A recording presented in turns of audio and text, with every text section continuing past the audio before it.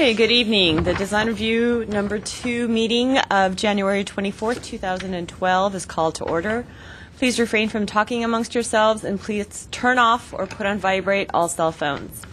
Anyone who wishes to speak, including applicants, is asked to completely fill out one of the speaker cards provided at the table by the front door and submit it to staff.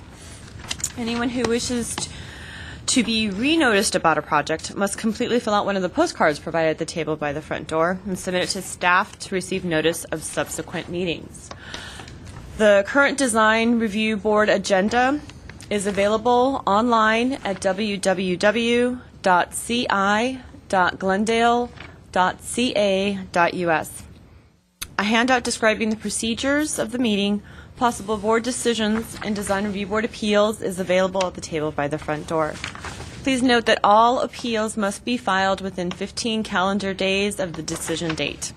The chairperson may reorder agenda items at his discretion. In terms of a roll call, Board Member Garagos. Here. Board Member Karoglian is absent this evening. Board Member Malikian. Here. Board Member Sakai. Here. And Chairman Zarifian. Here. The report regarding posting of the agenda. The agenda for this meeting was posted on the bulletin board outside City Hall at or before 5 p.m. on January 15th, 2012.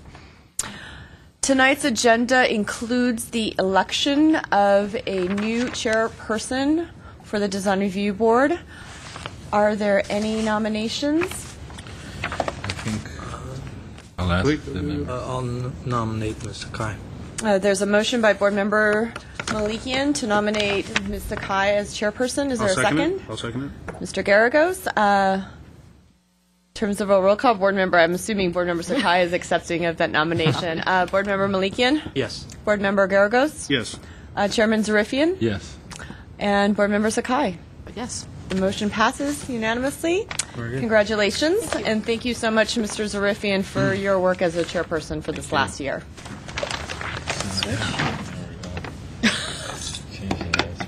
Big music accompanying this moment. Is it a drum roll or music? Horn blast. Thank you. Exactly. Unceremoniously move chairs. Changing of the guard. Next on the agenda is oral communications. Discussion is limited to items not a part of this agenda. I have no speaker cards for oral communications. I don't believe there are any on the dais, none in the audience.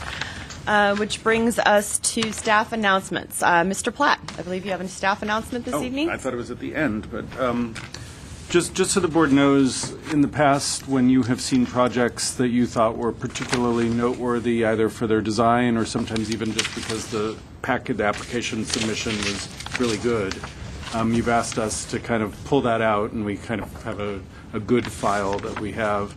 One of our interns is actually reinvigorating that program, and we're going to make it into a usable kind of spreadsheet where we can, when we're meeting with applicants, the real goal of this is to help when someone's kind of stuck on a project. We can say, well, here's something that the board really liked and approved, and it's a similar building type or similar style, so whatever.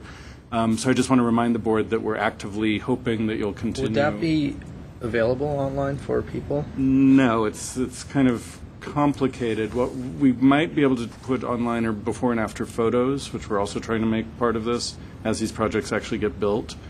And then we can actually see if what comes out in real life is as good as what you guys thought it looked like in the drawings. Otherwise, it's a lot of, all of the paperwork from the submission. But the real goal of it is to work with applicants when we're having our pre-DRB meetings or just through the review process to kind of help them see where the board has gone before and what they've liked. Not to duplicate those designs, obviously, but to work from there. So if you just remember that we hope you'll remind us when you really like something. Thank you. Okay, so to the regular Design Review Board agenda. There are 3 cases this evening on the agenda. At this point in time, I'd like to turn the meeting over to Ms. Sakai, but you might be turning it back over to me simply because I have the first case on tonight's agenda. So do you want to present to PDR 1228666 at 3738 2nd Avenue? Yes, thank you very much. Now, the proposal is to construct a 320-square-foot addition to an existing single-family 612-square-foot home. It is a project directly behind you, closer to Mr. Garagos, as you see on the board, and also to construct a new two-car garage. The lot currently, like I just mentioned, has a rather small single-family home, 637 square feet. The house has a basement of approximately 230 square feet. They're proposing just to add 320 square feet. This would be to the easterly side where there is a generous side yard setback. Currently, the lot does not have a single or either a single car or two-car garage. They are proposing a new detached two-car garage to the rear of the lot.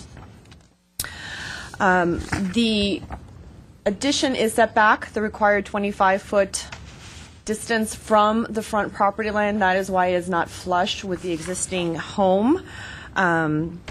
Also, the ash tree that you'll notice in the southwest corner will be maintained. There are 2 oak trees along the westerly property line that are also going to be maintained and preserved. And so we have worked with the urban forester, and mitigation measures have been attached to your staff report. Given the existing location of the house and the trees on the small lot, the new addition appears to fit well on the site property and within the surrounding neighborhood. In terms of mass and scale, it's essentially a one-story addition, same roof line as the existing structure, so it's anticipated not to have any type of visual impacts along the street. The detached garage is less than 13 feet in height and set back at the corner of the lot, so again, it's not readily visible. And overall, the project massing is appropriate for the site and matches the existing house and fits well within the neighborhood. Last but not least, in terms of design and detailing, the proposed one-story addition matches the existing bungalow. They are proposing to remove all the existing wood siding and replace it with a hardy plank horizontal siding. They're also proposing to replace all of the windows, dual glazed, and the windows themselves are going to be trimmed with a hardy plank trim to give the appearance similar to what right now is the existing wood windows. So the design and detailing of the proposal is also appropriate. Staff had 3 recommended conditions. One would be to redesign the configuration of the side lights at the front door. I'll just quickly step over to the... You'll notice here the bungalow itself has a roof structure porch. They're proposing 2 side lights in addition to the 2 double hung windows. The configuration is now a change from the existing, and it's a little bit out of proportion, a little bit skewed. So we are proposing to either remove the side lights or to remove at least the side light that's closest to the window. 2 would be to simplify the garage door to be more rectilinear. Just they can provide just that rectangular horizontal lights at the top. And last but not least, I'm sure Board Member Sakai might have a comment or two. The landscaping, they just said that they wanted to go ahead and propose to remain, but because of the substantial amount of work in the rear yard and the fact that the front landscaping isn't in the best condition, staff is recommending that a landscaping plan be provided as part of the submittal for building permit. That concludes staff's presentation. We are in support of the project with the 3 recommended conditions, and I'm available to answer any questions you may have. Yes. I have one question. And figure it out. How does the car get out of the garage and leave? Essentially, it would be the same. No, we try to work with it going straight in. It would be the same way. They have a 25-foot turning radius, so they would be essentially backing up. Correct, like they would if they had a garage going straight in. But That's what I thought. because of the clearances and the required turning radius, they cannot go ahead and put the garage back in the corner. So. But meanwhile, they get to preserve that great big ash tree in that corner. So, any other questions? Thank you. Hey, somebody hit the gravel now. Yeah. Yeah. So I opened up to public discussion. I have one card from Calvin Lin. Please come up and state your name and address. Calvin Lin. I live in Diamond Bar, but I'm representing the owner of the project. Just state your address for the record. 24168 Lodge Pole Road, Diamond Bar. Well, first I'd like to thank the staff and my designer to take this project to this point. It's been a while. We've acquired the property in September 2011 through trustee sale. And when we acquired the property, it was totally in disrepair, and we have to evict the owner, and there's a homeless guy living in the basement. And it was totally uninhabitable at the time. And so we discussed with the contractor and also our designer, and we thought, well, the best way to put this into to improve the property is to extend the property and by extending existing layout and by adding the about 300 square feet. So that's the story of this project, and it's been a while. And I really appreciate the staff in helping us, guiding us to take us to this stage. And I'm here to answer any question if you have. But I have no problem with the recommendation. Okay, so that's my question. Yeah. I just have one question. The only real issue is the windows in the front. I mean, you have the two there. Could you see one center one, or did you want to do something like that wall on the inside? Could you do just one window, more of a living room window, as opposed to the two windows? That might give you more distance from the front door. Well, Any issue about that? Those are existing at this point. Those are two existing. are Yeah, those are existing windows. I didn't see yeah. that, okay. Yeah, we pretty much just leave the existing structure as is, and just extend to the west side of the property. Okay. But the side lights are new? Correct. The side lights are new. You're adding two side lights. So how do you feel about adding either one side light or redesigning the mullions within the side lights to address staff's comments? That's existing. There's already the door with the two side lights. Mr. Guy, I have a question. Yeah, that's the existing. Mr. Higley has a question. So we pretty much just replace with the new one. Are you the architect to ask questions about the project, or? No, I'm representing the owner. Okay, so I do have several questions about the rear design and how it's coming together. So I don't know if you're the person I need to ask, or. Well, I can have my designer help me if I can answer your question. It's more of technical stuff for me. Okay. You got several things happening in the back that doesn't make sense, so I just want to understand what the thought is. Just kind of give you, if he's listening, he can listen and get prepared to answer my questions. Okay. You got window right next to the staircase that is going up. Yes. Stair is right next to the window. How's that window going to work when you have a stair right in front of that? That's the first question. The second question is that in your section, you're showing steps going down into the basement, but you have a flat landing. My question was that, are you planning to pump the water out when the water gets in there? Or, when I started looking at the plan, right next door to that, all the steps are going up to the door itself, so there is no landing. Now, with that, having said that, you're going to have some retaining walls or something around that area. So how is that being proposed to be secured? And then the last question is that the section that is being cut, I wish there was another section which it would have helped the architect as well. If you cut a section right through the new addition, and the window, the way it's shown, it doesn't seem like it's going to work, because you got a 8-foot plate height in the existing house, and the roof and the extension is coming out, I don't know how many more feet. I don't even have a dimension. So the plate height in that new addition is going to be lower, much lower. So the roof line is going to come out lower. So the windows are going to be kind of in a different header heights. So I just need to get a little bit more clarification on that. Okay, the first one you mentioned about the window, those are the existing window. We're not changing the location of the window. But you're putting the stairs right in front of that window. So, I mean, I just don't understand how you can put a window, you have a window and then you got a staircase right in front of it. You're talking about the door where the stair goes up to, and that's the back of the house. So the stair goes from side to the door, to the back door, and then you have a window above the stair. I'm talking about this window right here. Oh, the basement. That's the basement. Right. Basement window. That's the window I'm talking about. So Right. Putting the stair right in. I think the only way that can work is if the stairs Stairs detached moved out, from- detached, or somehow you got to create some sort of something. So you Um, cannot connect the stair to the wall of the building. It has to be detached from it. I'll have to look at the. I Yeah, thought I it's think not. that's it's why I'm not just blocking the window. I might be And then- wrong. You. Well, I just need to understand how is that going to be framed. And also the landing, the top landing, it's just floating in the air. Are you? I mean, is there going to be a post at the corner? There is a post.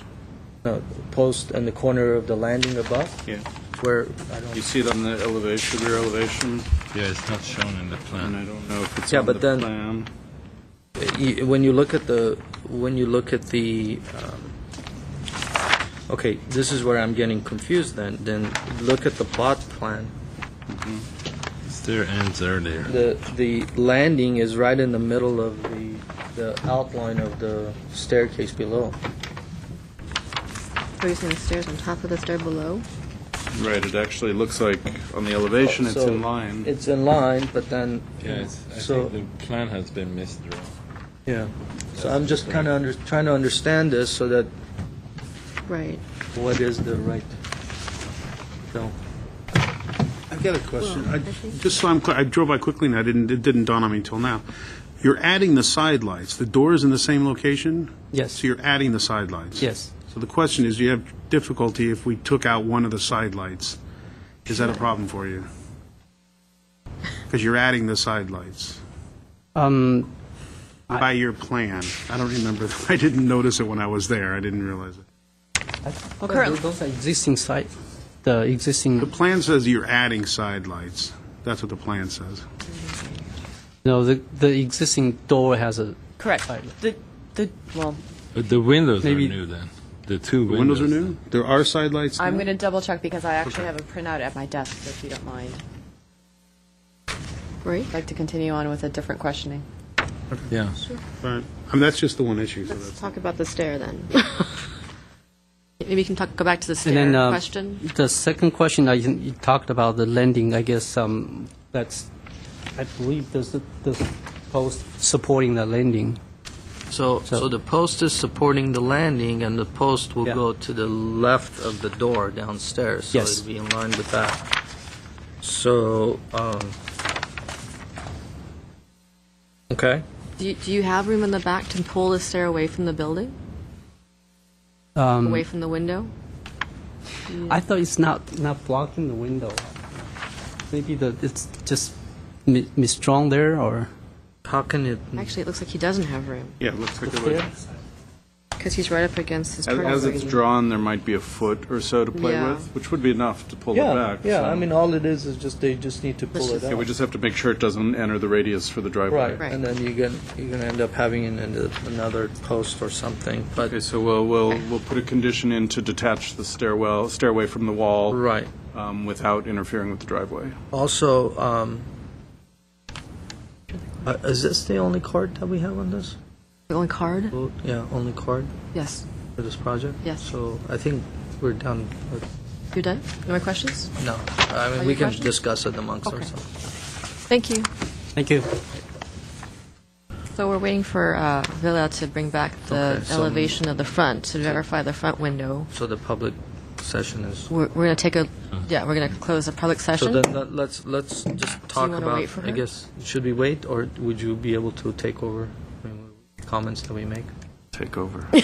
You know, actually, it doesn't matter if they were existing or not, but the way it's done, the new windows have been added right adjacent. Yeah, we were to it. concerned that We have this whole group was just mushed together. Grouping doesn't And look we right. we thought yeah. the simple solution would be to get rid of the side light on the left, give a little Yeah. breathing room between the door, possibly get rid of both side lights, and maybe put some glazing in the door if they're Yes. concerned. I if don't there's understand. Are the different- windows a retrofit or are they adding side lights?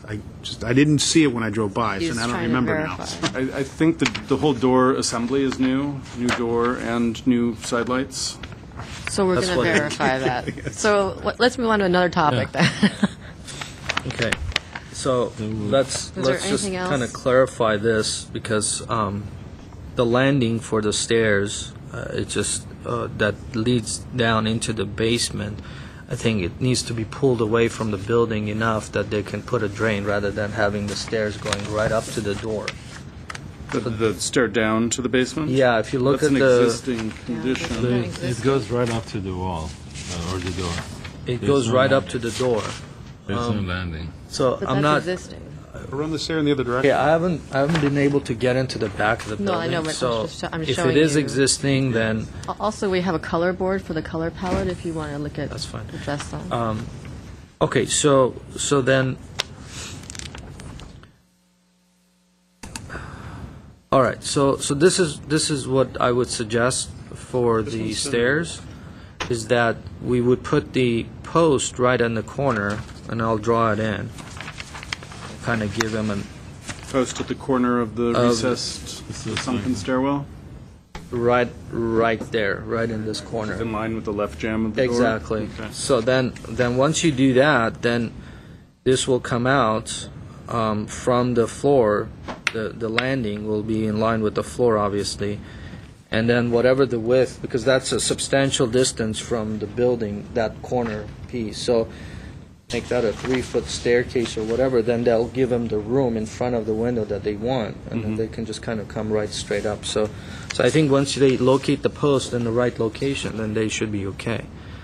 Now, as far as the header over to the new addition, I don't know if you guys were clear of what I was talking about. I can back kind of end, show it right here. So if you can extend, this is the line of the beyond. So if you extend this down, the header, come further the down. top plate are Right. different. So I don't know how that's going to affect the window. So I just want to make sure that we understand that, if it's drawn as the same top plate, that the side window for the bedroom is going to be lower. Yeah. It has to be lower. You had a header and everything.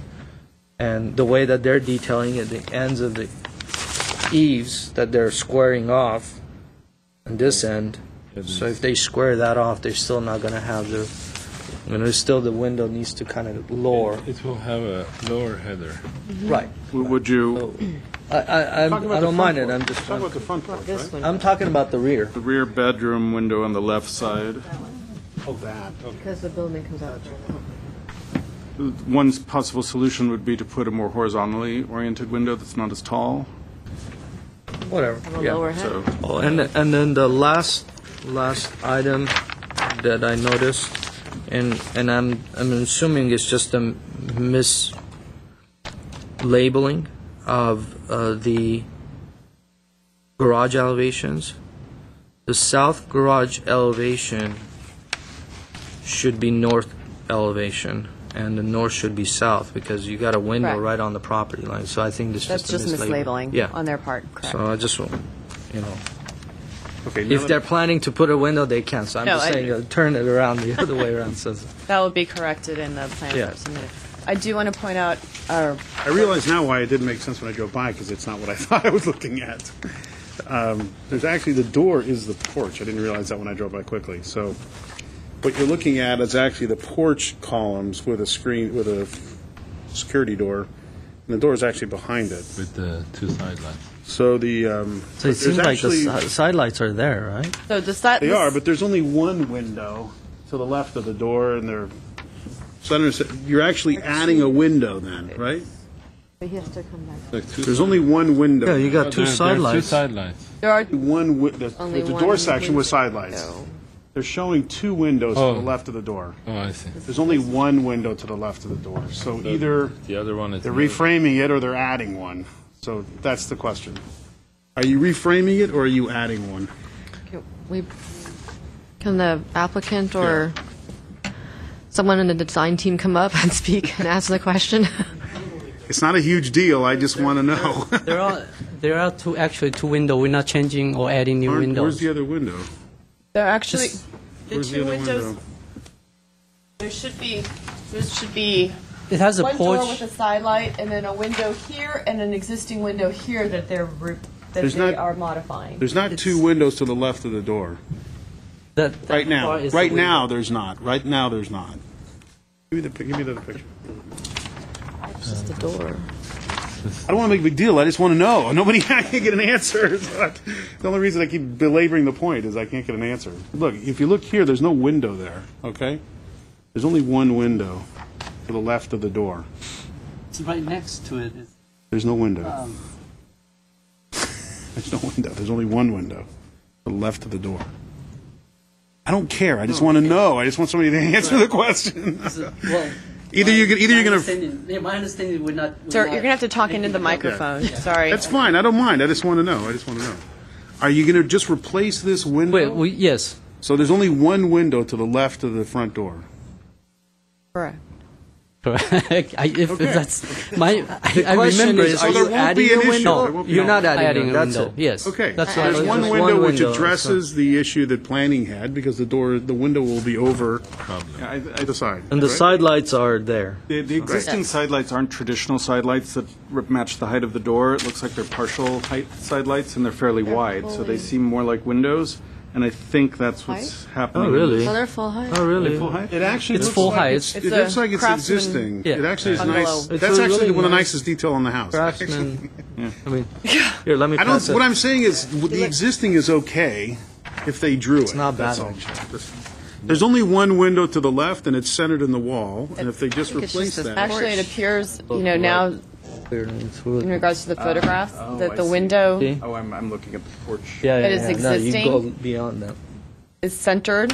it is centered. It'll be And nice. so- What is there is nice if he just is Correct. leave it. So So- basically, it would be a correction to the window, To the window left along of the the front, door. to It's not maintain drawn. the existing Yes. centered window. That's all.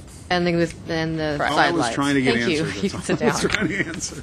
So can we put the condition that we just want to maintain what's existing on the front and not to modify it further elevations and plans? Yes, that'd be great. So, Do you have any more shall we go discussion? over? No. Okay. No, But just to let you know, when we say maintain the existing windows on the front elevation, they are proposing to modify the window that is the window on the right, because now that area is becoming a bathroom, so they are modifying that window to make it Let's go smaller. back to this- I think if you just make a note that the only change to that elevation is that the window to the left is a single window. That's the difference. That's existing. Correct. Okay, the note I have so far, maintain existing front door and side lights.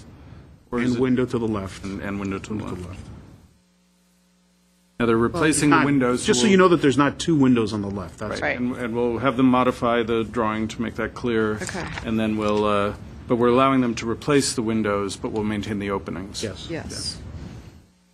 Well, they're going to modify the opening on the right to make it smaller, right? Correct. That's what they're proposing. Yeah. I think that's fine.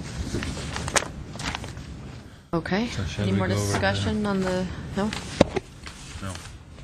Did we want to add to the other conditions that staff is proposing? Yes. Well, actually, we're amending the first condition that staff was proposing. So, in truth, redesign the configuration of the side lights at the front door and the adjacent single-hung window, and so that's going to be corrected by maintaining the existing front door and side lights and maintain the existing window opening on the left. The second condition was to simplify the garage door windows to be more rectilinear. This is board consistent. Provide a landscape plan prior to plan check for review and approval by staff. Yes. And then I believe, forgive me, I was printing out the photographs during the time of the I've got discussion. 3 other possible or somewhat related conditions. Detach the rear stairway from the rear wall, ensuring clearance of driveway. The post, and this will probably work into the same condition, the stairway post will be located forward of where it's shown on the drawing now to accommodate the shift of the stairway. And then we'll have a note to reconfigure the rear window at the master bedroom to accommodate top plate and header. Okay. Any other conditions that or feels they'd like to add at this point? With that said, is there a motion to approve with conditions? Making a motion to approve with conditions? A motion by Board Member Garagos, a second by Board Member Zarifian. Roll call, Board Member Garagos? Yes. Board Member Malikian? Yes. Board Members Riffian. Yes. Chairperson Sakai. Yes. Motion passes to approve with conditions unanimously.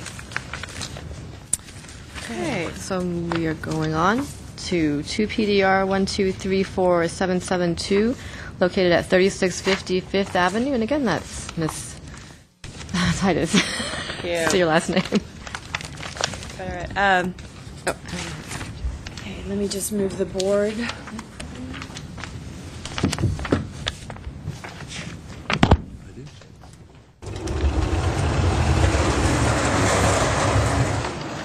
My package.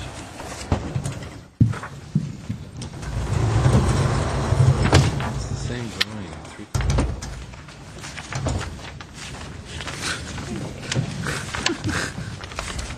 The case before you, located at 3650 Fifth Avenue, is a project to construct a new two-story single-family home, approximately just under 1,500 square feet, with an attached two-car garage on a lot only of 3,700 square feet. This particular project was reviewed by the planning hearing officer because they are proposing to demolish the existing home, and they constructed a new home on a lot that's less than 5,000 square feet. So they went through the variance process in order to reconstruct a new home on a substandard lot, and they were approved back in early December of 2012. So what you see before you is essentially, you'll notice here the lot, the house sits relatively centered in the lot. You have a two-car attached garage that has access off of Fifth Avenue. In terms of a site plan, some of the homes in the area have detached substandard garages in the rear, but because of the zoning standards right now and the size of the lot, this is essentially the best that they can do in terms of site planning, and it is compatible with the surrounding neighborhood. In terms of mass and scale, it is one of a few two-story homes in the area. However, they do have variety in terms of elevation planes. There was a lot of incorporation in terms of design details, and there are two-story single-family homes, a few of them in the area. It seems like it's also becoming more popular to add a second story in the area. There was a recent, or two, I should say, two recent proposals to do similar homes by the same architect in the surrounding neighborhood, both on 4th Avenue and on 5th Avenue. So there's been recent precedence of this particular two-story home style. And last but not least, the house itself is somewhat of a modern interpretation of a Craftsman. It has Craftsman details in terms of board and batten, gable end roofs. You'll see wooden post beams, wooden fascias. They're proposing to incorporate the existing rock that is on the project site and use that as the base for the columns and at the garage. Similar details. The two other proposals that were done by the same developer and architect actually had a little bit of greater variety in terms of materials. They had wood siding or hardy plank siding and whatnot. So this one is primarily just all stucco, and so there was a staff recommendation to add it. But in terms of the overall Craftsman style, it definitely fits well within this particular surrounding neighborhood. Staff is supportive of the project. We recommended 3 conditions. One would be to introduce an additional cladding material, such as wood or hardy plank horizontal siding or shingles at appropriate locations on the elevations. 2 was to provide wood or similar sills and frames for the new windows. It's apparent here on the plans, but we just want to reemphasize that some sort of wood or a wood-like type treatment would be important to maintain. And last but not least is to lower the height of the projecting window above the garage or redesign the window altogether. And it's in regards to this particular element right at the front. That concludes staff's brief presentation. Are there any questions by chance? Okay, thank you. I have one Yes. question. The rendering is almost showing like or The rendering is a black and white image. I think that this portion is the sunlight hitting it at a certain angle. so it's like a shadow. It's a sun and shadow play on the eye. But It would be the color, and I do have the color board if you'd like, so. Is that for you?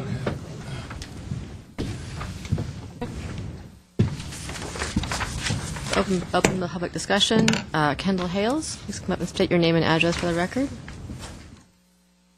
Good evening. My name is Kendall Hales. Address is 2852 Foothill Boulevard in La Crescenta. I agree with staff recommendations. I'll be willing to work with them on doing some type of siding that they want to do. This home, this design, we tried to make it different than what the other homes up the street were built in, so that's why we decided to maybe change it to stucco, but we're fine with siding too. I actually prefer that. I think it looks better. So, but I was just trying to do something a little different than what was done before. Otherwise, the home fits really well in this neighborhood. We like to incorporate the natural stone that will undoubtedly dig up on the property and incorporate that into the columns in the front and wainscoting around the garage area. And then I guess I'll talk to staff further on exactly what they were talking about with the window, lowering the window. But I was just going to ask that question. yeah, I'm open to that. I'm not sure exactly what they were requiring, but I'm open to You know what you meant, discussing Brian? that. Yeah, we're talking about the little projecting bay at the second floor on the right side. And the way it's tucked up over the board and batten siding, and then the right side's kind of compressed under the eave. We thought if that was just lowered probably to the height.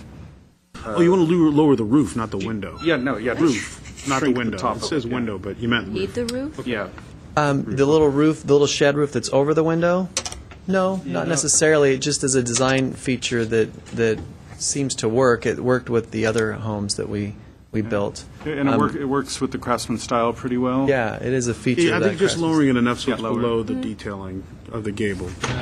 Right, I understand that. So it doesn't cut off the part of that gable detailing. Yeah. That's fine, because there is about 12 inches above the window of space before that roof. We build that roof, so we could lower that probably 6 It was inches. better if that without- roof was closer to the window. If Yeah. it wasn't the band. That's fine. We could do that. A question on your dormer vents. You have like half round dormer vents. To me, that Correct. seems a little out of place because you don't have round elements anywhere else in the building. Would you be open to triangular? Well, I can even put those vents in where you don't see them. They blend. They blend into the actual shingles, and you don't notice them. I could use those too. So that's fine if you want to do that. I like that. Questions? No. Thank you. Great, thanks. So we only have one card that's closed as a public session. Comments? I'll go first. I like it. I think he did a really nice job. I like the details. I like incorporating the idea of the site stone and some natural elements of the site into the project. I don't mind introducing siding. I think it's a good idea. The only thing is that the siding, when you introduce that, I need to have termination for them rather than just kind of plug it in onto a face, one face. So I think it needs to wrap around and kind of have an ending and beginning and the ending. So as long as that is, and I'm sure based on the design that we see, I think I'm sure he'll take really good care of designing that and detailing that. So that's it. Yeah, I feel the same. I think it's a very nice job, good project. If the comments are made, no problem. Yeah, I agree with the comments, yeah. I remember your other projects, and I think you've done the same great job on this one that you've done with the other ones. It's good detailing and nice color selection, and the site stone's a nice added touch to this, so I think I wholeheartedly support it. I think, want to make a motion on the board? Yeah. I'll move Questions? to approve the project. Okay. Second. Those would be the project with the staff, 3 staff comments, and then Yes. also to Yes. reconsider the design of the roof vents. Is that Yes. correct? Yes. Okay, with those 4 items, I have a motion by Board Member Malikian. Is there a second? Second. Board Member Zarifian. In terms of roll call, Board Member Garagos? Yes. Board Member Malikian? Yes. Board Member Zarifian? Yes. Chairperson Sakai? Yes. The motion passes unanimously 4-0. Mr. Pike, I think this would be another item that we should add on to the list. So I think, it's a simple, small enough project that has been done really tastefully, and I think we should add it on.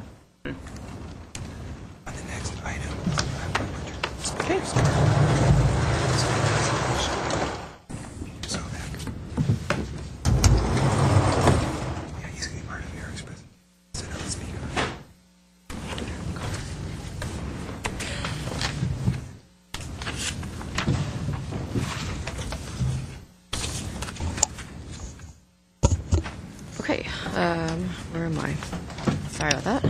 I can find the address. Our next property. Okay, our next case is PD RNRAF 1238093, located at 327 and 331 Salem Street. Mr. Kraus.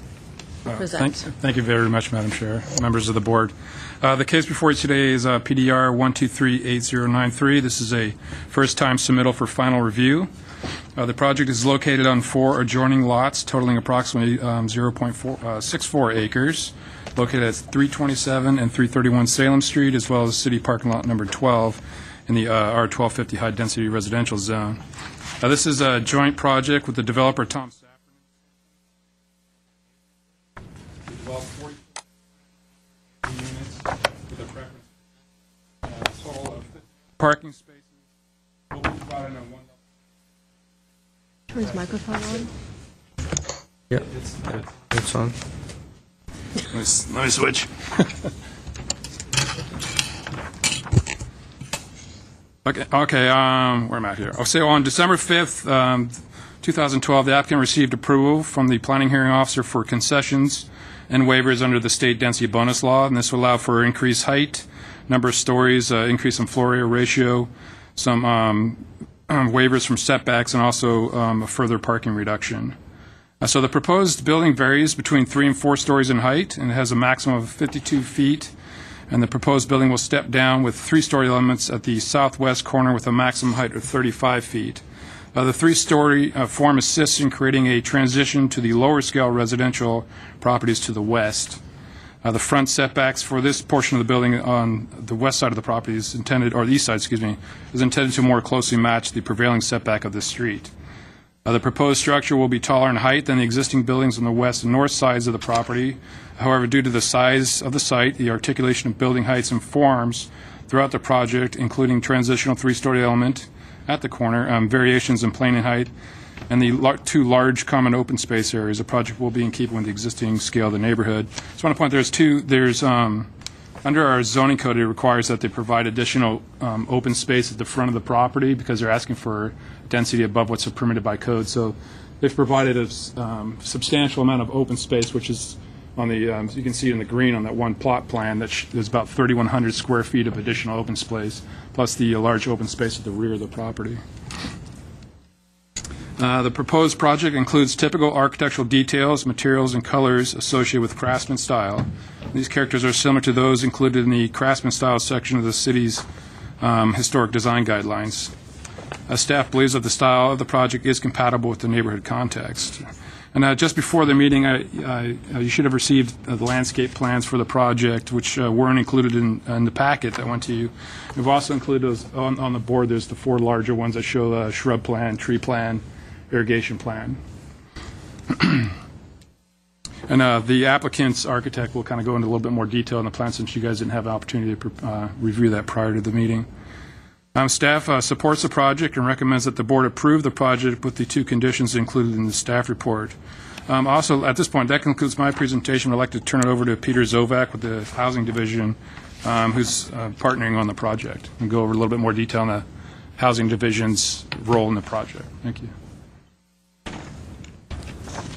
Good evening, Madam Chair, members of the board. My name is Peter Zovak. I'm the Deputy Director of Housing for the Community Development Department. I just wanted to expand a little bit on the proposal. Mr. Kraus touched upon it when he had mentioned that the project has taken advantage of density bonus provisions on certain elements of the proposal, and those are provisions for affordable housing. This proposal is the City of Glendale's latest affordable housing project. It is the second collaboration with the developer, Tom Safran and Associates. Their first collaboration resulted in a beautiful project on East Garfield, Gardens on Garfield. That's been in place and in service now for about 3 years. This particular property is owned, actually owned by the City of Glendale, 2 entities of the City of Glendale. The property is made up of 2 parcels. One is a vacant parcel to the west that is owned by the Glendale Housing Authority. The second parcel to the east is a city parking lot 12, and that is owned by the City of Glendale. In June of 2012, the Housing Authority and the City Council entered into an affordable housing agreement with the developer for this proposed 44-unit affordable rental housing project. It is 100% of the units. All the units will be reserved as affordable housing for a period of 75 years. In addition, the structure of the funding to develop this project also involves the state of California, and that is the next funding step that the developer will go out to try to secure after the entitlements are complete. The development will consist of a mix of 1, 2, and 3 bedroom units. It will be reserved for lower income households with a preference for military veterans in all of the units. As an example, a lower income household, a 3-person household, combined household income could not exceed $46,000 a year annually. So those are the upper limits in order to qualify for a project like this. The city has dozens of affordable housing projects that they developed since the 1970s. The city, once they're developed, the city continues to have involvement in the projects. We monitor them for the life of the project, for the term of the affordability. In this particular case, I mentioned 75 years, so we'll be monitoring this project annually for 75 years. The Housing Authority, in addition to investing the 2 parcels that the city and the Housing Authority owns, the city is also investing approximately $3.1 million of affordable housing funding that the city has accumulated into this proposal.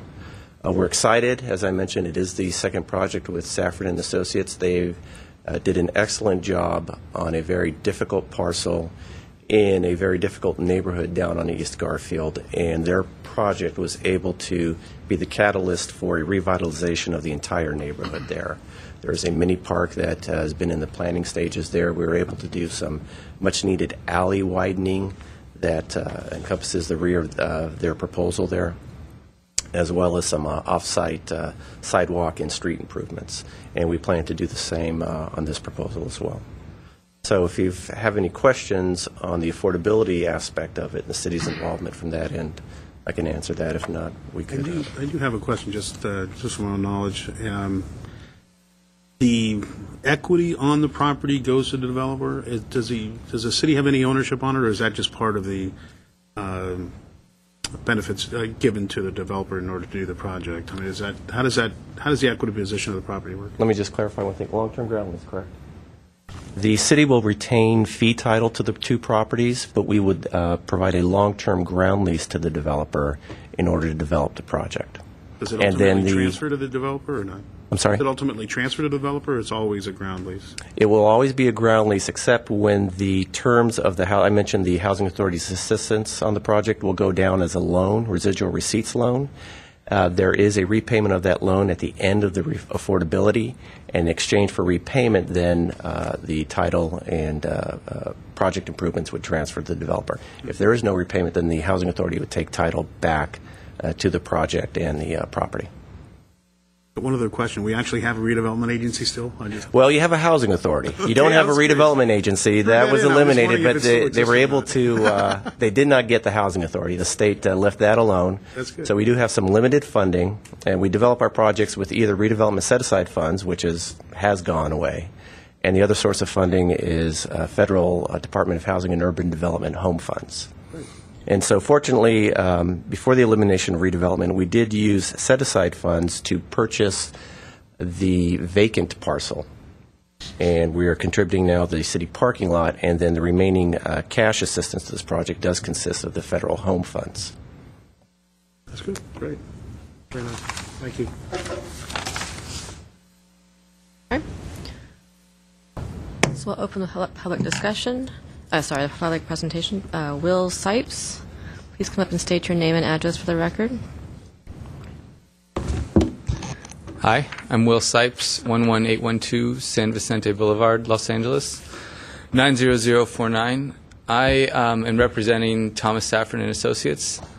I have been there about 10 months. Before that, I actually worked for the redevelopment agency in the city of LA. But we all know how that went. Congratulations, Chairman Sakai, on your recent promotion. I just want to give a really brief background on Thomas Safford and Associates and say a couple of quick comments before I turn it over to our architect, Rick Aiken with William Hesmahalch Architects. Thomas Safran Associates has been in business for 40 years. We've developed 3,800 units over that time in 40 projects, all of them in LA County, one of which is Gardens on Garfield. It so happens that Gardens is also a Craftsman-style building, although those are the only two Craftsmans we've ever kind of proposed. That here it came about kind of organically through the design review process that was started with staff back in May of last year. And Rick can talk a little more about that. We have, in addition to the city on this project, we're also partnering with New Directions, which is a nonprofit veteran services organization. And so their role as our nonprofit partner would be to provide services to the veterans and their families who live here, case management, computer literacy, financial literacy, helping out with jobs and making sure the veterans are connected to services. And this is, they usually do a lot of housing for formerly homeless veterans. This is a little bit different in that we're looking for veterans who are working families and just, it's kind of an area that isn't addressed. There are 150,000 veterans of Iraq and Afghanistan in Southern California, and there's a huge need for housing, affordable, safe housing that they and their families can afford. So that is what's behind this project. I want to apologize for the tardy landscape plans. The reason that some of this seems like it's coming together late is first that Peter mentioned we were applying for state funds, which we have to do in early March. So we do have to have our entitlements done to apply for those funds, and there are big. That's the big submittal that we're pushing towards. And the reason the landscape plans were a little late is late in designing this, William Hesmahalch came up with a way to depress the slab and have two different. The slab outside of the building footprint ranges between 2 and 5 feet lower than the top of the slab where the landscaping is, and so that'll allow us to put the landscaping at grade rather than having planters and give it a much more natural look. And so that change kind of had us late in the game changing our landscape plan to adjust for that, because normally when we do projects with podiums or subterranean garages, we have these planters that they're nice, but we think this is a new way to do it, and it'll look a lot better. So that is the reason they were delayed. With that, I will turn it over to, I think Rick's the next speaker. I don't want to be presumed. Are there any questions for Thank you. Thank you. Yes, Rick Aiken, please come up and state your name and address for the record. Rick Aiken, 2850 Red Hill Avenue, Santa Ana, California. Well, thank you. What I'm going to try to do is keep it brief. Generally, I find in these situations it's better to answer questions and do a hard sell on the design. One of the things I do want to share with you, I've been working with Tom Safran about 17 years, so I've done a lot of the projects. The commitment to quality and design, Tom's probably harder on us than most of our major merchant developers who are out there really trying to generate a revenue. Tom has a real passion and legacy that he wants to leave. So working with Eric and his staff, I think he's almost for 5-6 months now, we went through several idioms of the building itself and broke it down. So the general concept of the building, outside the obvious, which is the craftsman style, is the idea to break the building down into smaller masses and tear it down to the residential. To our east is actually the taller, I believe it's a 7-story concrete building. So we feel we're on the periphery edge next to an alley. We feel that we're actually compatible in that design. In some of our examples that we've used, and you can see it in the material board and images, is that a lot of the landscape, a lot of the detail really happens at the lower levels. One of our more inspirational ideas was to use Torrey Pines. Torrey Pines is a very large craftsman building. We all know about the Grand at Disney, but if you actually step back and look at it, or even some of the stuff in La Jolla, you find there's a lot of repetition because of the size and the nature of the buildings. We get caught a little bit in that because 44 units is a little bit repetitive, but I think we've done a great job and been pushed and asked to articulate sort of the massing, and you see it best in the rendering. The color scheme, again, in the Craftsman style, is meant to be relatively simple, allow the landscape to speak, allow the truer, darker colors of the landscape to be more vibrant. That's a huge shift from sort of the Mission style where you have the whites and stuff. It's a different palette. I think technical questions about the building itself is that the community center is in the community center space. It's actually at the center of the building. It is entered through the main, it's a pedestrian porte-cochere, not a vehicle. The idea there is to create sort of another layer of entry so you have 2, 3, 4-story elements. That's part of the massing and the breaking up. At those areas, you'll see a lot more attention to detail. As you go farther up, you're going to have things a little more simple and more repetitive. Just at the site today, I noticed that the street widening is taking place, so a lot of the mature trees on that site are gone, which I found a little disheartening, but trees grow, and we're big about new trees actually can sort of regenerate a building and the neighborhood really well. So we get to be a part of that. To make clear on a setback, the front setback, the building is, everything is 20 feet or greater in the setback except for that pedestrian porte-cochere. And part of bringing that in, again, is the idea of trying to articulate 3-sided, 4-sided architecture, in creating internal corners for material to die as well, but then also sort of what we call as the greeting. You kind of reach out to the people off the street. One of the other things that was talked a lot, Stephanie's no longer with the staff, but when she was a part of it, was trying to get street activation. It's difficult to make privacy of residents and street activation to be compatible, but what we did was bring in that community space. If you look at the plan, there are a lot of activities on the street level up front and only one unit. We did the one unit, which is to the west of the site, and that's where more of the stoop and some of the landscape topography changes. The site does drop roughly about 3 feet from one end of the street to the other, 5 feet across the whole site. So I'm going to touch on the landscape. I am not a landscape architect, but I'm going to try to reiterate what Will did, which is kind of exciting and very different than what most projects have done. But one of the things that drove us to look at it this way is that the green and green is one of the great examples that if you actually do berming, you hide the drive and you allow the landscape. One of your zoning recommendations, I'm not sure if it's technically a requirement, but one of the recommendations is not to do berming, and I think that goes back to trying to make buildings look shorter by doing a 45 landscape berming. That's not our intentions. That's not what we wanted to do. We wanted a little more roly-poly, for lack of a real professional word.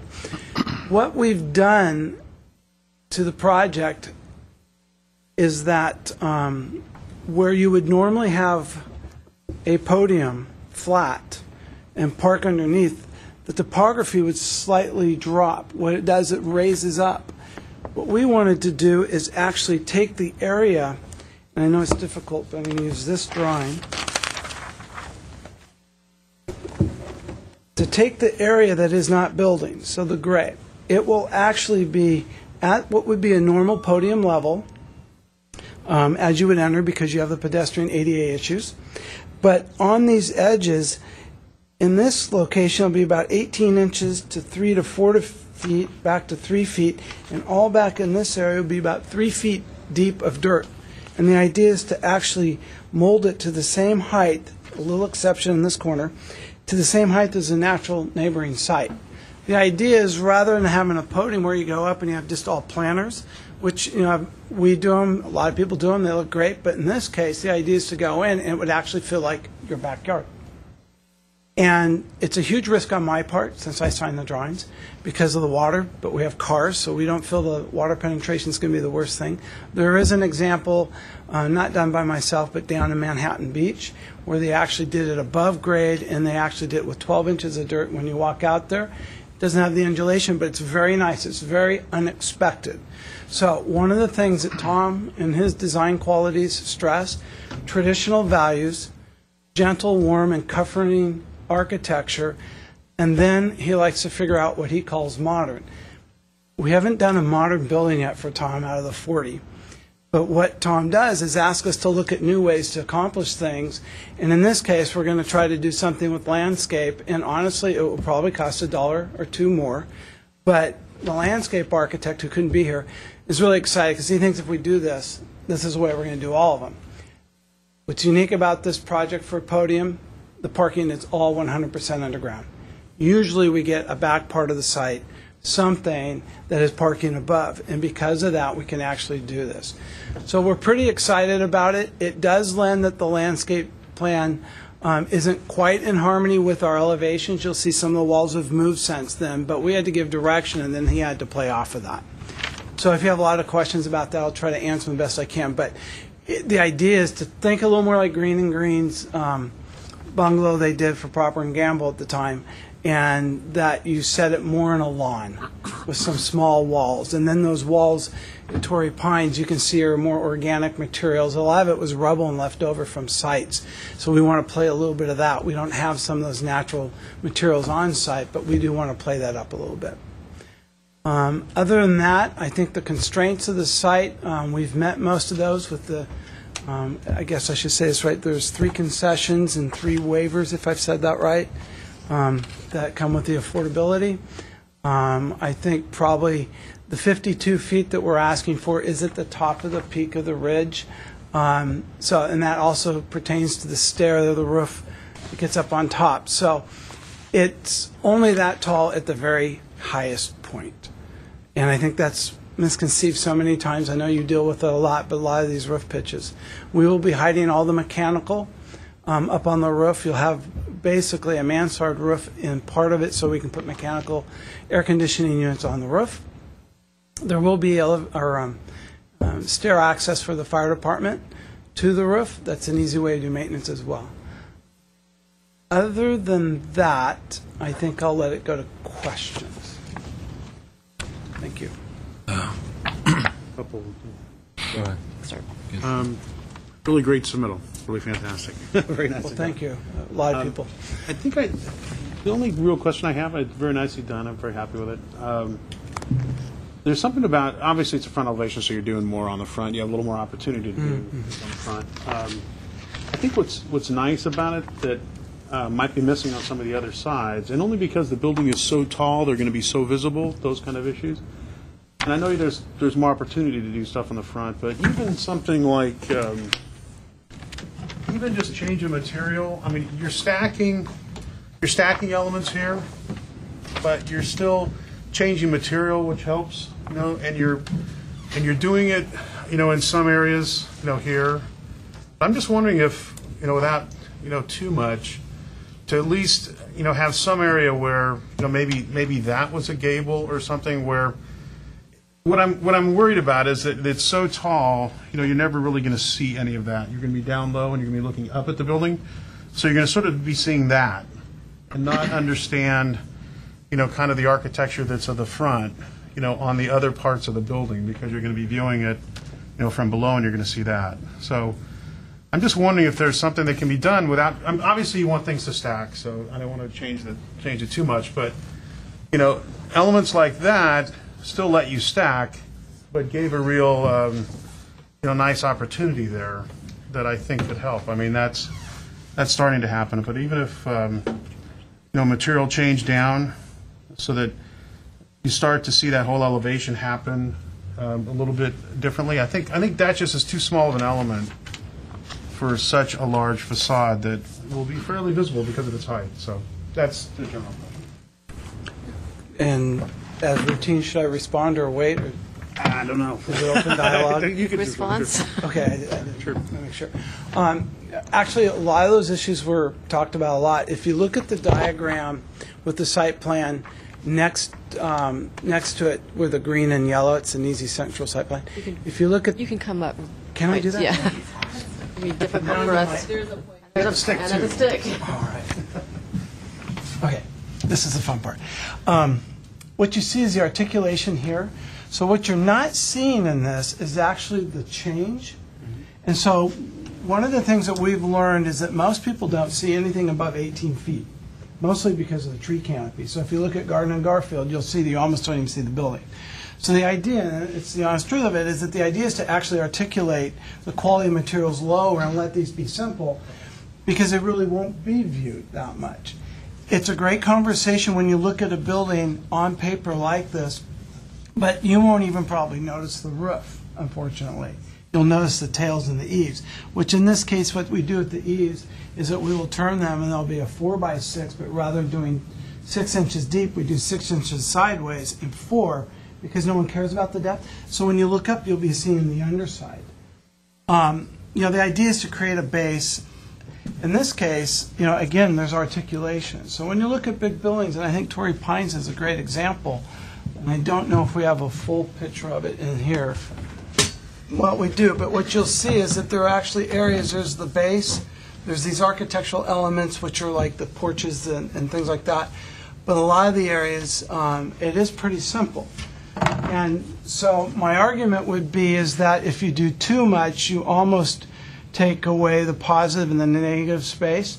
So for me, what I do is like if you're dressing up in black and you have a really nice necklace or a really nice pair of shoes, they really punctuate. If you have a lot of jewelry and a hairpiece and different shoes and a belt, all of a sudden you start losing what's important. And so it's definitely a philosophy, but that's generally how we look at it. So that's one of the ways that we look at the building is really put it where it counts, let some of the articulation in the change of shape, and I think that's also light and shadow. We can create a lot of new material changes up there, but what will happen is light and shadow will change that. So that's generally how we feel about it. I understand the comment totally, though. But to support in support of the same comment, I think everything you said makes complete sense. But this elevation looks very balanced. That elevation looks very balanced. It has the right texture and events, and that obviously is the main elevation. When you look at this one, it seems like this is a little bit too lonely. If there is a way to, all it takes is to maybe introduce another element like that. I think that kind of caught my eye also, because it seems like everything looked very balanced, nicely done, and you can figure it out. The building talks to you. This one seems a bit quiet. But I appreciate what you... The last part I'll add to that, because I agree, I understand exactly where you're coming from. When you look at the shed roof that's created, it's a vocabulary where these are similar elements, and that's that sort of repetitive part. If you've been to Mammoth or you've been to Heavenly Valley or any place where Interwest has developed their bungalows, if you look on the top, usually it's siding and stuff, so you get that, but I think there's more play than you can see. Also, you understand the building three-dimensionally. To say, what I'm saying is that this is that corner. So if you look at this, you're going to see that in conjunction with this together. I think another way of putting that is that when you're looking at Torrey Pines and you're looking at architecture at that level, you're looking at story craftsman that is full of handcrafted details and post and beam, other elements there. And now what we're doing is we're trying to implement a lot of those details on a 3 or 4 story elevation where if those details kind of get mass. I think it's very successful on the front, which is, I think that's one of the important parts of the whole project. If we can kind of somehow incorporate and bring some of those thoughts in, maybe that the eye will appreciate. Not as, for me, the further you go up, I think it's more of a urban scale rather than a pedestrian scale that you're going to be within the complex. But I think within the complex, I think some of the details that you have in the front are it's not elements can really help dive further down rather than look up. Okay. Well, I think, with permission of Will, that we can probably take a look at that. Do look at the Ritz-Carlton in Laguna and take a look. And I would assume that they've spent about as much money and we're affordable at the other end of the spectrum. And you'll probably find that we have more detail on this back side than they do the side that faces the ocean from the pools. I totally understand it. This conversation comes up in all our projects once you get past 3 stories. Torrey Pines actually, as a part of it, is 4 stories. It's the space and landscaping. If you actually walk it, it's pretty amazing how the big trees now have prevented you from seeing some of the simple areas. And it may be that, but it is a flat and a wider spread. So as you look, maybe it is a 4, even a 5-story, but you don't see that. You see it as a 2-story or a 3. But this one, it's more of compact and taller. So I think that's where we are. Okay. I have two questions. Yes. I just want to hear what you have to say about it. Do you think if you find this Craftsman building on Central next to the... Do I think this feels like Central Boulevard a little bit? No, yeah. I mean, to find the Craftsman building on Central is interesting. Well, this is actually on Salem. It's round the... Yeah, I know. But it's close enough. Yeah. I do a lot of urban infill from here to San Francisco. What I find is that the most fascinating places that you will visit, parts of San Francisco, parts of now downtown San Diego, parts of Denver, is the diversity of architecture. I do a lot of work, used to do a lot of work up in Palos Verdes, and there are 4 different designs. It's interesting, there isn't as much interest now driving there as there are in areas like this. So I feel that, and Pasadena is full of bungalow and all sorts of alternatives as well. I feel it's how well it's done, that makes it more appropriate. But I don't think the context of a building that's 7 stories, this one right here and this right here, in any of the back alley, and to be careful, some of the existing buildings offer any context or any design quality that I think several houses across the street in this area are bungalows. So to me, I think it's very contextual.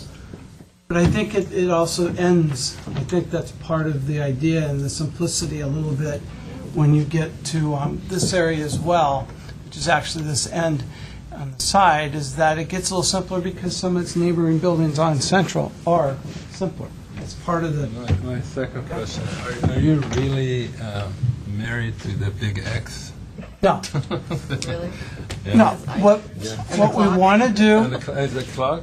That's a clock? So Tom Safran, and I think I actually started this 17 years ago in West Covina for him, is that we put a clock tower. Now all his buildings have some kind of clock tower.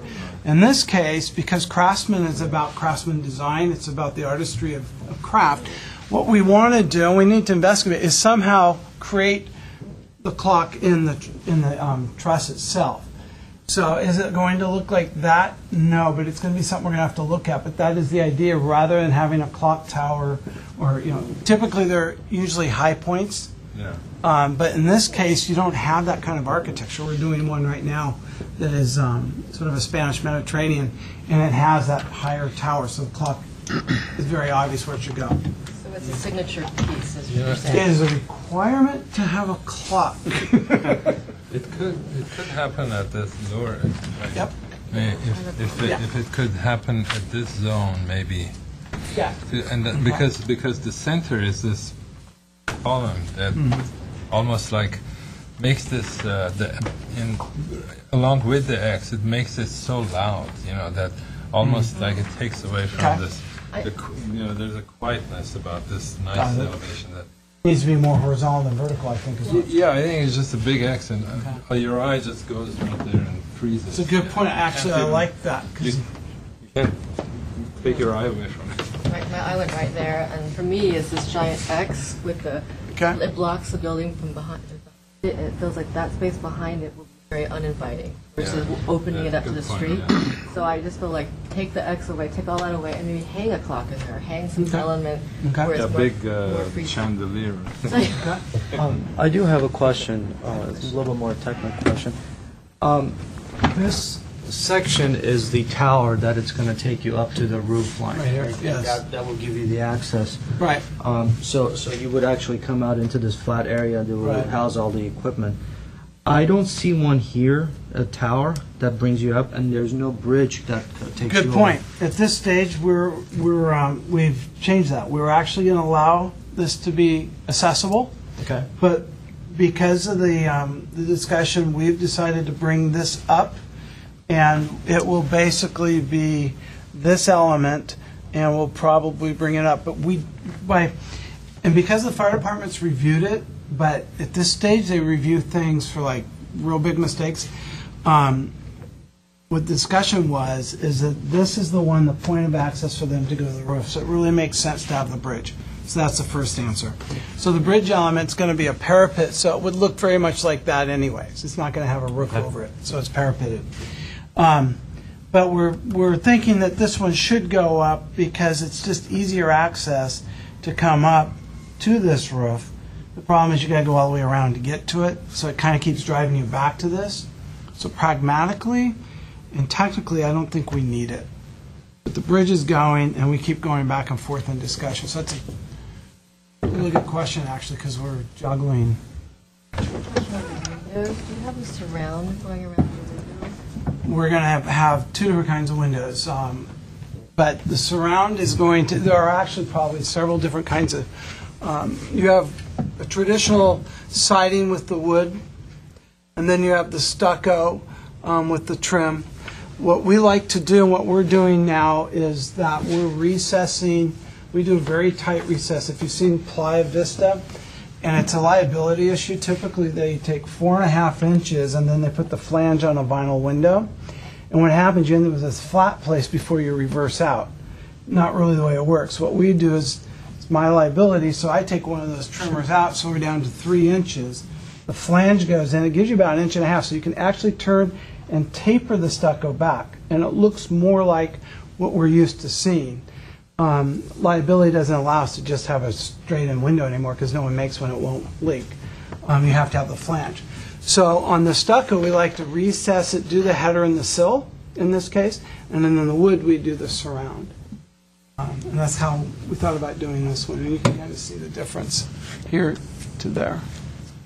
I understand the rafter detail. You did before, Oh, like 6 yes. turning it on the side. and So, understand. yeah, when you usually look at the edge of of a roof edge, you know, the eave, like here, generally what people do is they go with bigger members, but they usually do the height. So if you take a, So it's rectangular. if you take a 4x6, about like that, most people do it like that. I flip them like this. So when you look up, they look thicker. The depth relationship isn't really that critical, especially because we can't really do beam roofs anymore because insulation. But it's a great way to use the same material and make it thicker. So we did this in Carson Grace, which was one of the first projects I did with Tom. So the idea is it makes everything look bigger, and it helps the scale of the building as well. Are the ends going to be flat, or are they going to be? They'll be tailed trimmed out. that You have Yeah. down here. I It looks thought like we- it's got some kind of Yeah, it's got a slight, fussy point to it, or well, again, detail. not to articulate so much about green and green, but one of the things about the Gamble House, and most people have been to it, is the cloud lift. So that's part of its DNA. So when you look at the flat elevation shows it better. When you see like some of these little tail ends, that's what we want to achieve on the other tail end. So what you'll use is a bandsaw, and that's how they do it. It's not angled where a guy can do it with a regular saw out in the field. So are they all going to be, or just the, Yeah. just in the balconies? Yeah, So and a the lot. ceilings you're going to have it all, and the roof line you're going to have it all Right. dovetailed like that. Right. Detailed. These are outriggers, so they're slightly different, but these would be that way. And then what's the overhang on the eave on all your Distance-wise? roofs? We're flirting with 3 feet, right, Jay? We're thinking it's pretty good. And what you do with these rafters, they're really joists, but what we can do is we take them out and then we go into the framing about 6 feet, depending what structural tells us, and we bolt them to the regular truss framing, and then that's how we can can. achieve a deeper. Rather, you can't really build the building that way. I have my last question. And again, it has to do with more details. Which railing are you proposing? The horizontal. No. So Oh, all no, the the, vertical, I'm sorry. The vertical, because we don't want the kids climbing it, I'm sorry.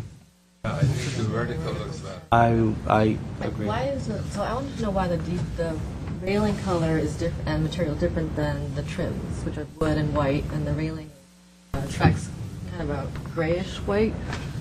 Yeah, that's, brownish. they would be gray. the same. I think that's more of a photoshopping Well, printing it's issue. it's in your Is it? transcend is your decking and railings, and your Right. trim is in Kelly-Moore Frost. So are you saying that the railings are going to be colored in Kelly-Moore Frost? All right, we've tried so many things, I apologize. And it looks like it's actually a conscious You're right. effort on the Yep, you're right. elevations to do different colors. We have done that.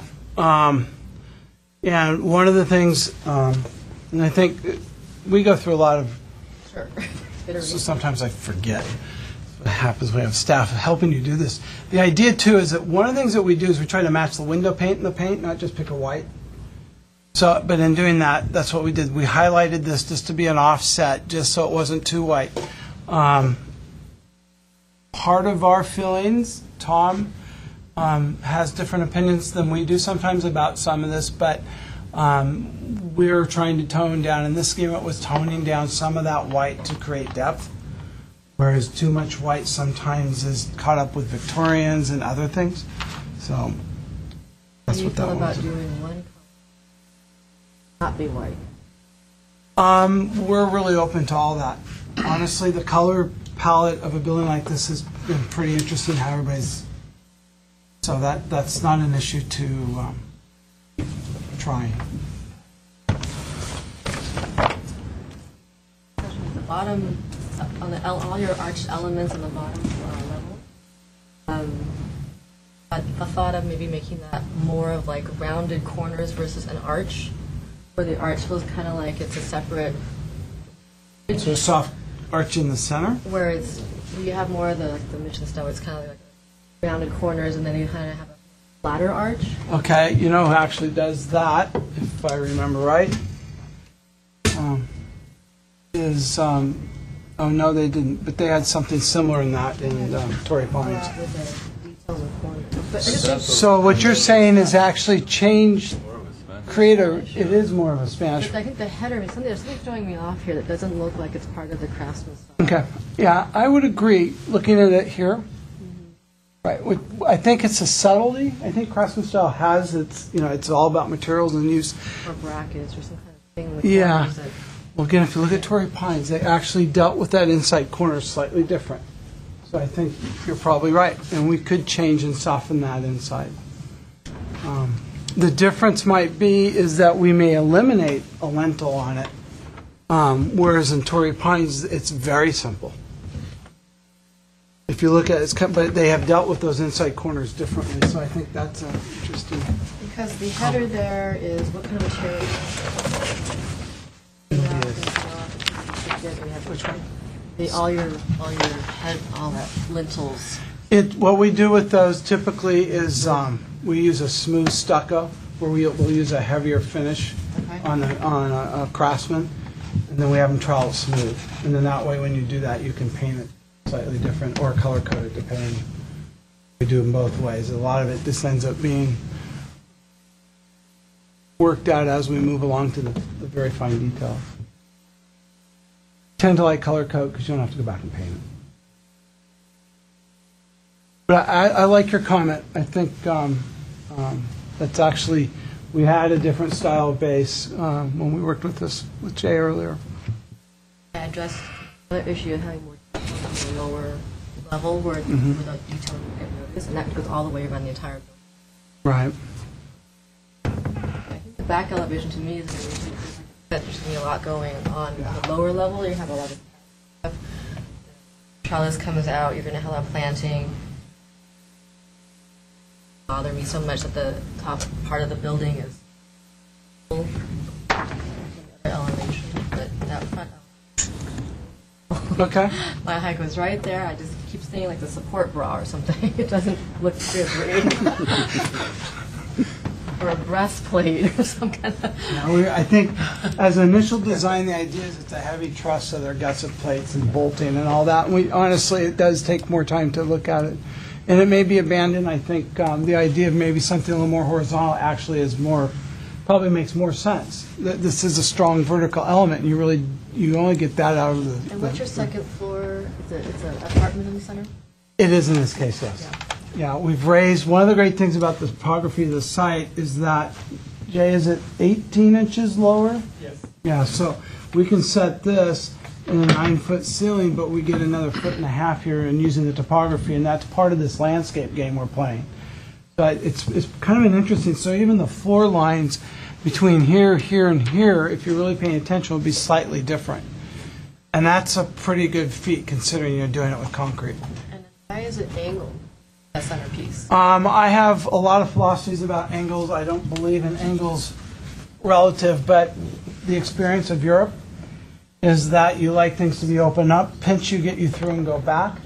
I think that the eye in most architecture today is too orthogonal, too rectilinear, and that it doesn't create the offsets. And so what we were able to do with this is actually create an elevation that when you come from this side, you actually begin to see it. So if you walk a European street, you can actually see things begin to develop.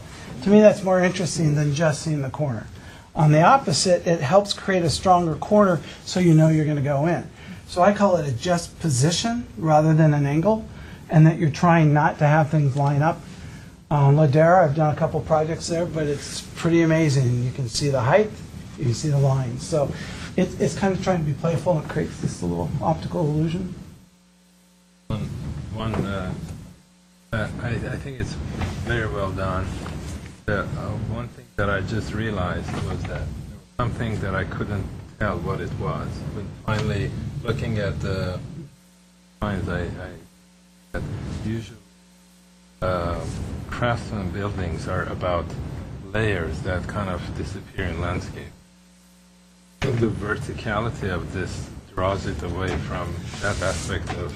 I would agree. I think the softer edges fade out, yeah. Like they become about layers that then sometimes parts and pieces come out, and the roof lines being so long, it kind of bends it in the landscape. And very tall building, and you're going to have a very hard time. I agree. I think your analysis is perfectly right. I think the front does deal with that layering. Even this wall here, you'll never understand that wall walking until you get to this corner. So it will again look thinner. But if Garden and Garfield has been accepted, there is so much more movement and massing changes. And this comes from Eric and his staff talking to us. I don't know how many times we came in with 3D models. This will be, the next step. And that's one of Tom's thing is whatever we did, we got to try to make it a little bit better again. So, but I agree with your assessment. The only way to do that I wasn't suggesting that. you'd end up losing units, and I think we're already... But I think, there's something about the whole composition that looks, I think, three-dimensionally. I think it'll look better than it does in plot, yes. All right. A 3D model would be great to see here. Honestly, we would do them, but to get it to this level, the cost is still pretty big. We're getting closer, but they're great for exercises to see. But what happens, people go to them, and they don't have all the parts, and it creates a lot of different conversations. But probably in about 10 years, it's going to be standard. So. All right. Is there any more questions? No. Thank you. Thank you very much. So this closes the public presentation, public part of it. You want to start? I think I'll go ahead and I'll be very quick. I think we did all the discussions. I think everything is clear. I really like the project. I think it's definitely a needed addition to the city, and I think Garfield was a great example. And if it's going to be half as good as that, then I'm fully supportive of the project. So that's it. Yeah, I feel the same. Yeah, I agree. Sure. I think as long as you can just, the elements we talked about, redesigning like the centerpiece, and maybe we can get some of the colors for the trims. I think for me that was just, it needed to be a little more, like he was saying, harmonizing with the landscape, so that the elements aren't so so visible in terms of being like saying I'm this and I'm that, where they're just trying to all work together to become one entity of the project. And I think that your explanation of why you did things is perfectly why we like architects versus just someone who throws something on a piece of paper. They have a reason behind what they're doing, and they're trying to achieve something, which I think you have achieved here. So it's a very good project. I think that the detailing, it's just one more iteration away from being perfect and getting that green and craftsman qualities that you're looking for. So I think the landscaping plan's also okay. I think it's there's a lot of elements going on, and I think it's a very good variety and a lot of open spaces. So I have no problem with the landscaping plan. My only concern is the canary pine, but I think it goes with the look that you're trying to achieve. Pines to me are very messy and they kind of seem dated. So if you can find another plant that kind of substitute out for that, my only recommendation there. So the 3 items that we agreed on, that the X would be somehow eliminated and something else will go in there. The railings will be vertical rather than horizontal, right? That's already in the new proposal, so. It is, so the perspective, so it is. So okay. we'll make sure the final drawings have vertical. And then the last detail element was Mr. Kai's comment about the Pines. The arches. The arches, and the arches, For the right, arches. and the arches along the bottom. I think they just I need have to a be couple of more other things. I subtle. just want to make sure, is everyone okay with the north elevation as proposed? There was talk about, but I heard conflicting. I mean, I would like to, I'll make the motion with the consideration of just looking into some details, and if they feel that it's fine, then I'm okay with that. Okay, and then there was also discussion about the railing color and trying to make that more uniform with the other trim color. Yeah, I feel like okay it with should be that. one color, because I think in all the craftsman style, you don't just differentiate a railing from a trim piece. Generally not, yeah. So the So- board agrees? Yeah. Okay, so we'll make that a condition. And Chair Sakai, if you could just explain again your thought for the arches so that I can get it down accurately. Well, just that they're less less contemporary in nature. They're more of a subtle corner elements, and that the arch doesn't have to be literally an arch with the stucco to me kind of bothers me. I think that could go away and become something else, whether it's just a simple like flattened arch, or if it's an arch with brackets, or if it's flat with brackets, whatever, how they kind of meld that more into the craftsman style. What I wrote is better integrate the arches to transition with the wall in keeping with the craftsman style. Yeah. Okay. So I'll move to approve the project with comments and considerations. I'll second it. We have a motion and a second, a roll call. Board Member Garagos? Yes. Board Member Malikian? Yes. Board Member Zafarian? Zarifian, yes. Excuse me. Chair Sakai? Yes. Motion passes 4-0. Thank you. Very good. Okay, thank you. Very nice.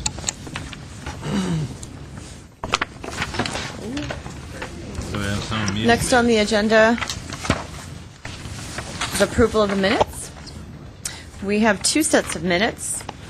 The first being from November 15th, and board members Garagos, Malikian, and Zarifian were present. Board member Sakai was not.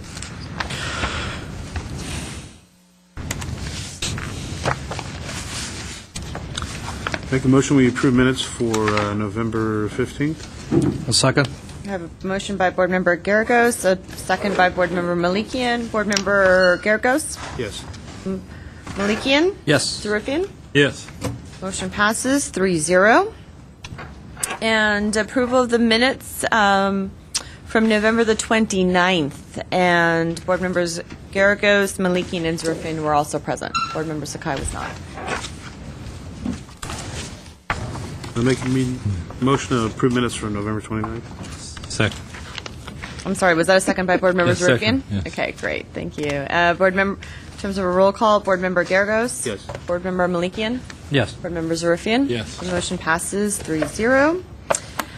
With that, I do not believe there are any other staff announcements, and so is there a motion to adjourn? Make a motion to adjourn. All in favor? Aye. Great, thank you very much. We're adjourned.